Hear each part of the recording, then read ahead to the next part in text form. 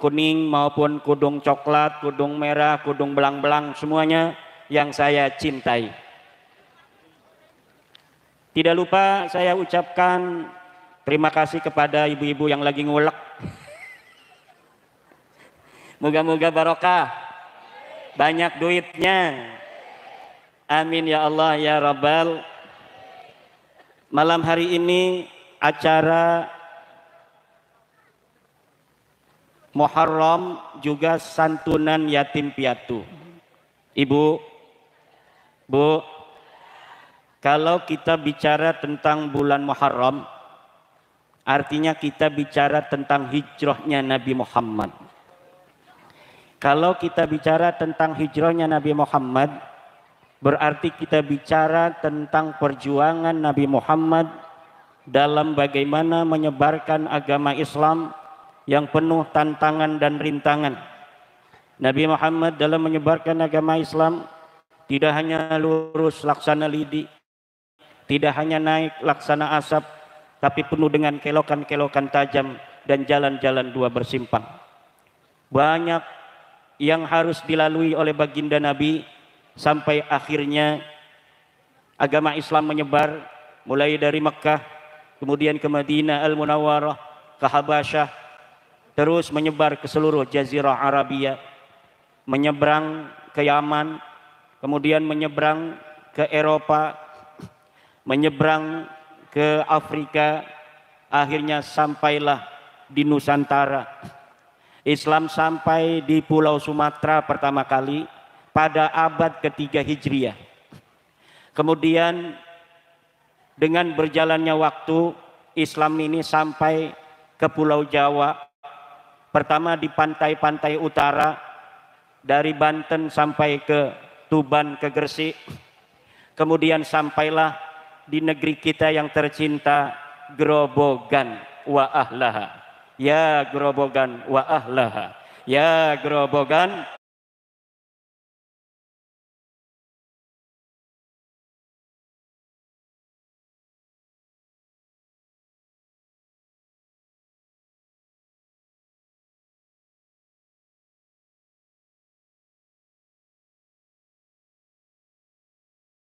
wa ahlaha. Ya Grobogan wa ahlaha. Jangan ya Tarim wa ahlaha. Ya Grobogan wa ahlaha. Orang Grobogan lebih mulia dari orang Tarim kok kita ngomong-ngomong Tarim. Orang Grobogan lebih mulia dari orang. Nabi Muhammad dan sahabat sampai hijrah ke Madinah. Kenapa Nabi Muhammad sampai hijrah ke Madinah? Padahal negeri Mekkah adalah tempat Nabi Muhammad dilahirkan, tempat Nabi Muhammad dibesarkan, tempat Nabi Muhammad mendapatkan belayan bunda, tempat Nabi Muhammad bermain dengan teman-temannya. Tapi kenapa negeri Mekkah yang sangat dicintai oleh baginda Nabi Muhammad kemudian tega, rela ditinggalkan oleh Nabi Muhammad dan sahabatnya? Harta para sahabat ada di Mekkah, keluarga para sahabat ada di Mekkah, teman-temannya ada di Mekkah.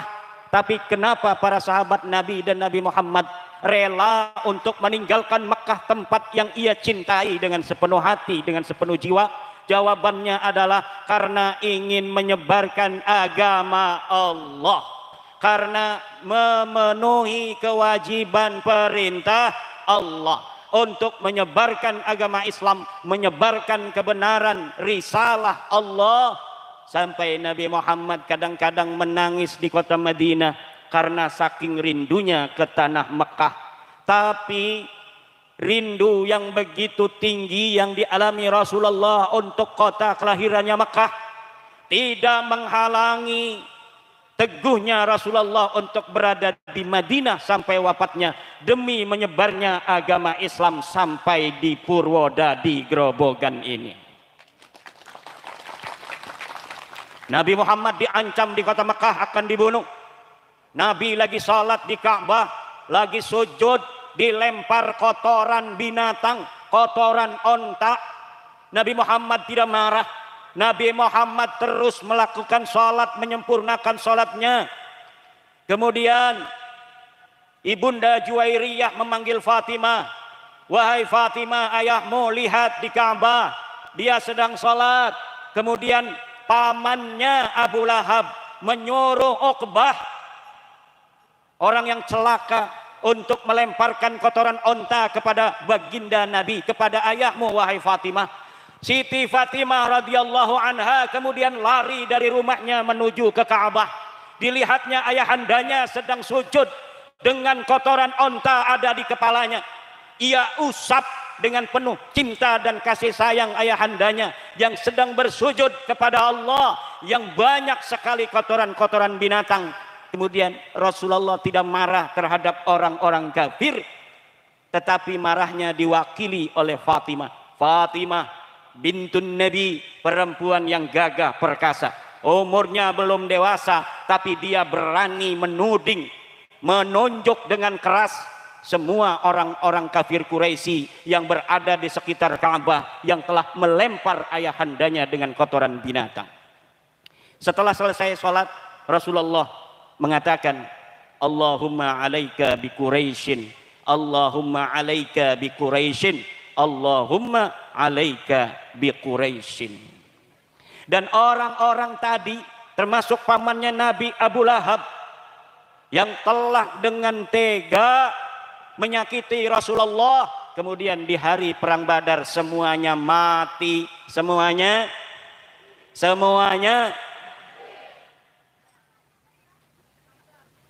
Kemudian Nabi Muhammad juga didatangi oleh pamannya Abu Talib. Kata pamannya, wahai keponakanku, sekarang aku tidak kuat lagi untuk menjagamu. Orang-orang kafir Quraisy telah datang kepadaku. Kalau aku tidak menyerahkan dirimu, maka mereka sendiri yang akan membunuhmu. Apa jawaban Rasulullah ketika pamannya Abu Talib mengatakan demikian? Ya ammi, law wada'u asy-syamsa fi yamini wal qamara fi shimali ala an atruqa hadzal amra ma taraktuhu. Wahai pamanku, kalau mereka meletakkan matahari di tangan kananku, meletakkan bulan di tangan kiriku, agar aku meninggalkan dakwah menuju jalan Allah kepada orang-orang kafir itu, ma taraktu, maka aku tidak akan meninggalkan dakwah di jalan Allah ini. Ini juga yang terjadi dengan perjuangan Wali Songo Indonesia. Semakin ancaman datang, semakin tekanan menjelang, PWILS bukan tambah gentar, tapi tambah berani dan maju ke depan, pantang mundur ke belakang.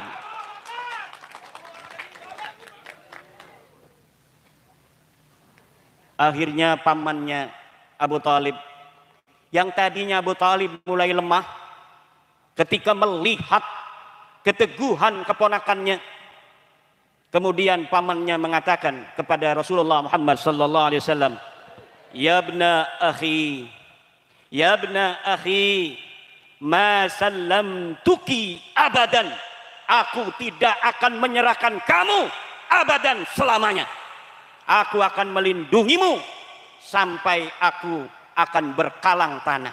Walaupun pamannya ini Abi Thalib sampai wafatnya tidak pernah terdengar masuk ke dalam agama Nabi Muhammad secara terang-terangan. Belum pernah terlihat dan terdengar beliau bersyahadat asyhadu alla ilaha illallah wa asyhadu anna Muhammadar Rasulullah.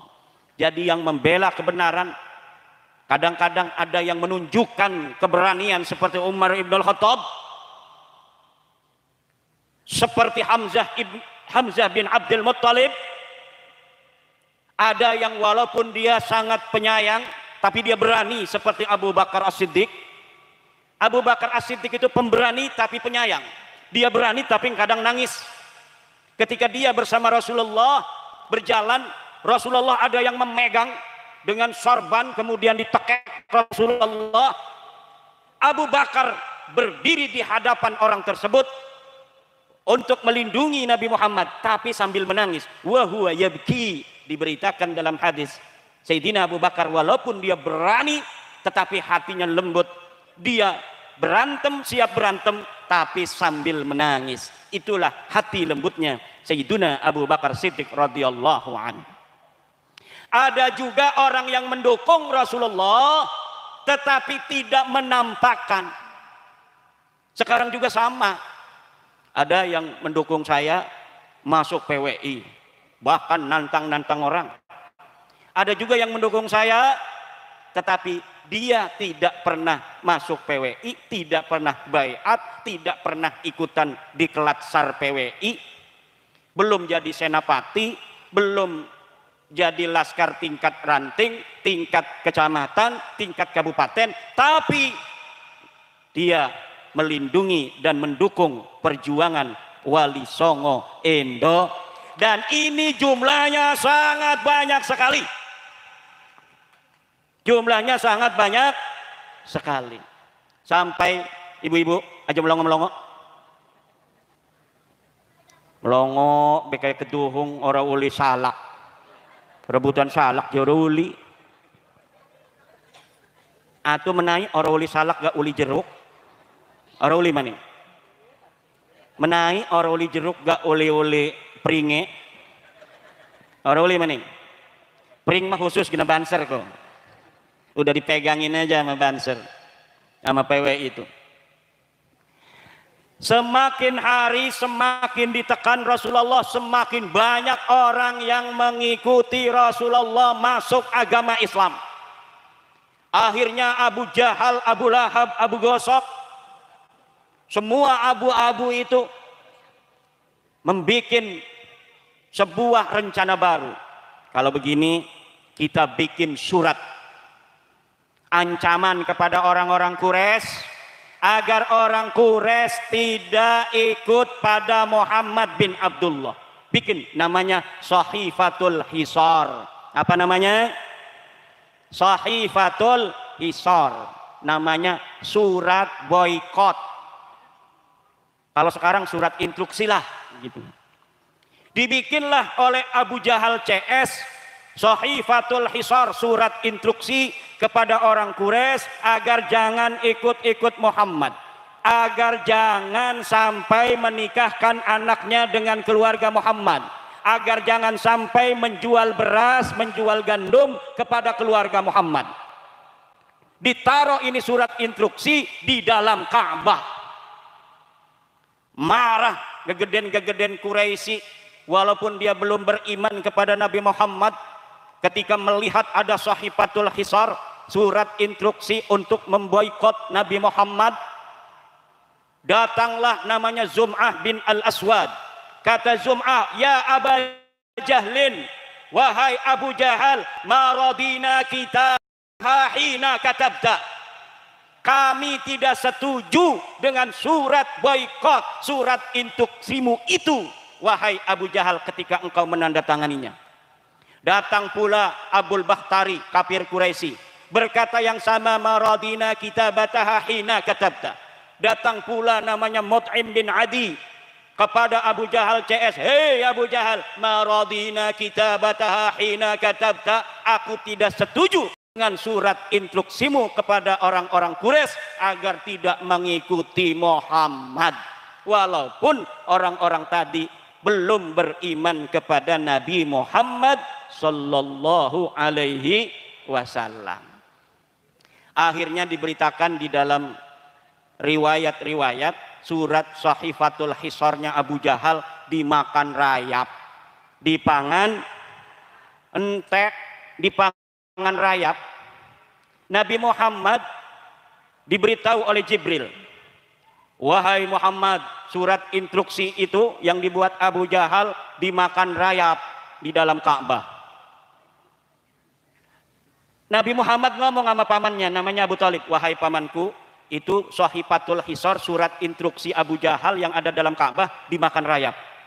Wahai Muhammad, dari mana kamu tahu bahwa surat Sahifatul Hisar, surat instruksi Abu Jahal itu dimakan rayap? A'lamani Rabbi, Tuhanku memberitahu aku. Nah, kalau Abu Thalib ini dari kecil kan ngingunya diingu oleh Abu Thalib Nabi Muhammad ini. Karena bapaknya Nabi Muhammad meninggal dunia sejak Nabi Muhammad ada di dalam perut ibundanya. Kemudian ketika lahir dalam keadaan yatim, yang mengurus, kalau bahasa kreseknya ngingu, bahasa sini apa? Merawat, ngopeni. Kalau ngingu ada enggak? Kambing. Wah, ngeledek gini Gus Jibril. Kalau bahasa kresek ngingu itu halus itu. Ngingu anak gula. Di sini untuk kambing. Astagfirullah. Karena bahasa Jawa datang ke Banten kan lama, jauh. Lama-lama tergeser itu. Karena Nabi Muhammad yatim sejak ada dalam perutnya, kemudian yang melindungi, merawat Nabi Muhammad sejak bayi siapa? Kakeknya dulu, namanya Abdul Muttalib. Setelah kakeknya meninggal, kemudian dirawat oleh pamannya Abu Thalib. Ibunya siapa? Ibunya Nabi Muhammad namanya Aminah. Istrinya Abu Thalib namanya Fatimah. Siapa? Neneknya Nabi Muhammad namanya Fatimah juga. Jadi Nabi Muhammad punya nenek namanya Fatimah, punya anak namanya Fatimah, punya bibi namanya Fatimah, istrinya Abu Thalib. Satu-satunya orang yang ketika wafat Nabi Muhammad sangat sedih sampai masuk ke dalam kuburan hanyalah Fatimah bintu Asad, istrinya Abu Thalib. Istrinya Abu Thalib sama dengan Abu Thalib.